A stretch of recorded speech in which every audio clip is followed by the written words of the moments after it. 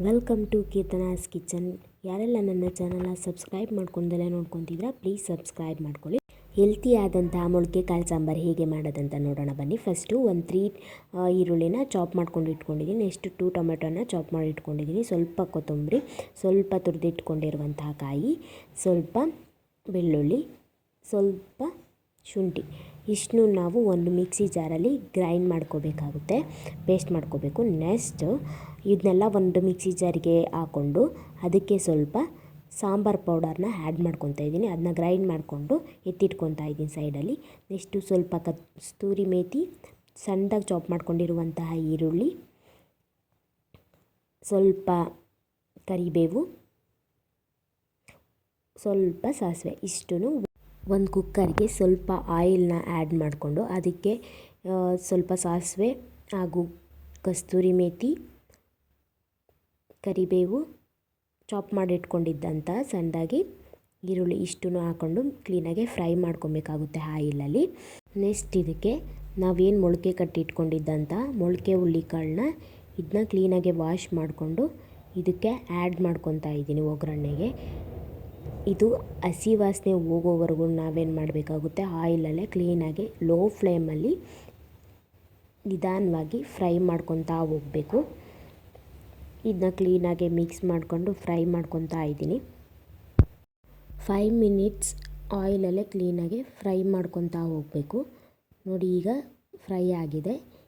ಈ ಮೊಳಕೆ ಕಾಳು ಹಸಿ ವಾಸನೆ ಹೋಗಿದ ನಂತರ ನಾನು ಇದಕ್ಕೆ ವಾಟರ್ನ ಆ್ಯಡ್ ಮಾಡ್ಕೊತಾ ಇದ್ದೀನಿ. ನೀವು ನೋಡಿಕೊಂಡು ವಾಟರ್ನ ಆ್ಯಡ್ ಮಾಡಿಕೊಂಡು ಅದಕ್ಕೆ ಸ್ವಲ್ಪ ಸಾಲ್ಟನ್ನ ಆ್ಯಡ್ ಮಾಡ್ಕೊಳ್ಳಿ.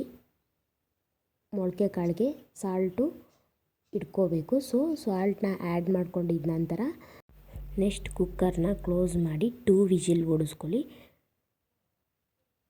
2 ವಿಷಿಲ್ ಓಡಿಸ್ಕೊಂಡಿದ್ದ ನಂತರ ಮೊಳಕೆ ಕಾಳು ಕ್ಲೀನಾಗೆ ಬೆಂದಿರುತ್ತೆ.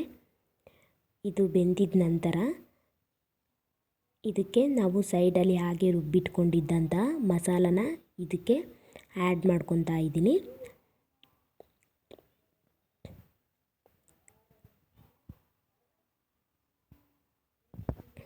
ರುಬ್ಬಿಟ್ಕೊಂಡು ಎತ್ತಿಟ್ಕೊಂಡಿದ್ದಂಥ ಮಸಾಲಾನ ಇದಕ್ಕೆ ಆ್ಯಡ್ ಮಾಡ್ಕೊತೀನಿ. ಸ್ವಲ್ಪ ಮಸಾಲಾನ ಸೈಡಲ್ಲಿ ಎತ್ತಿಟ್ಕೋಬೇಕು. ನೆಕ್ಸ್ಟ್ ಇದನ್ನ ಕ್ಲೀನಾಗೆ ಮಿಕ್ಸ್ ಮಾಡಿಕೊಂಡು ಕನ್ಸಿಸ್ಟೆನ್ಸಿ ನೋಡಿಕೊಂಡು ಬೇಕಾದರೆ ವಾಟರ್ನ ಆ್ಯಡ್ ಮಾಡ್ಕೊಳ್ಳಿ. ನೆಕ್ಸ್ಟ್ ಸ್ವಲ್ಪ ಸಾಲ್ಟನ್ನ ಆ್ಯಡ್ ಮಾಡಿಕೊಂಡು 1 ವಿಷಿಲ್ ಕೂಗಿಸ್ಕೊಂಡ್ರೆ ಸಾಂಬಾರು ರೆಡಿಯಾಗಿರುತ್ತೆ. ಸಾಂಬಾರು ಒಳಗಿರುವಂಥ ಮೊಳಕೆ ಹುಳ್ಳಿಕಾಳನ್ನ ಸೈಡಲ್ಲಿ ಎತ್ತಿಟ್ಕೋಬೇಕು.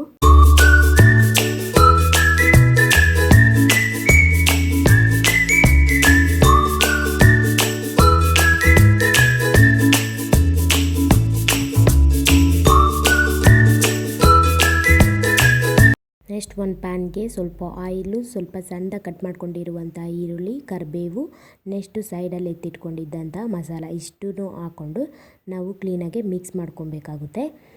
ಇದು ಕ್ಲೀನಾಗಿ ಮಿಕ್ಸ್ ಆಗಿದ್ದ ನಂತರ ಆಗಲೇ ಎತ್ತಿಟ್ಕೊಂಡಿದ್ದಂಥ ಮೊಳಕೆ ಕಾಳನ್ನ ಇದಕ್ಕೆ ಆ್ಯಡ್ ಮಾಡಿಕೊಂಡು ಕ್ಲೀನಾಗಿ ಮಿಕ್ಸ್ ಮಾಡ್ಕೊತಾ ಹೋಗಬೇಕು. ಇದು ಕ್ಲೀನಾಗಿ ಮಿಕ್ಸ್ ಮಾಡ್ಕೊಂಡು ಫ್ರೈ ಮಾಡ್ಕೊಂಡಿದ್ದ ನಂತರ ನಾನಿಲ್ಲಿ ತುರಿದಿಟ್ಕೊಂಡಿದ್ದಂಥ ಕಾಯಿನ ಇದಕ್ಕೆ ಆ್ಯಡ್ ಮಾಡ್ತಾಯಿದ್ದೀನಿ. ಈ ಕಾಯಿನ ಆ್ಯಡ್ ಮಾಡಿಕೊಂಡು ಕ್ಲೀನಾಗಿ ಮಿಕ್ಸ್ ಮಾಡಿಕೊಂಡು ರುಚಿಗೆ ತಕ್ಕಷ್ಟು ಸ್ವಲ್ಪ ಸಾಲ್ಟನ್ನು ಕೂಡ ಆ್ಯಡ್ ಮಾಡಿಕೊಂಡು ಮಿಕ್ಸ್ ಮಾಡ್ಕೊಳ್ಳಿ.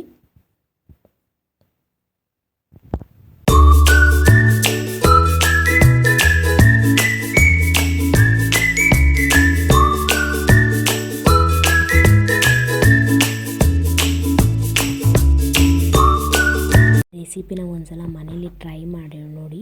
ಟೇಸ್ಟ್ ಅಂತೂ ಸಖತ್ತಾಗಿರುತ್ತೆ. ಸೇಮ್ ಚಿಕನ್ ಸಾಂಬಾರ್ ಟೇಸ್ಟೇ ಕೊಡುತ್ತೆ ಆ್ಯಂಡ್ ಹೆಲ್ತಿಯಾಗಿ ಕೂಡ ಇರುತ್ತೆ.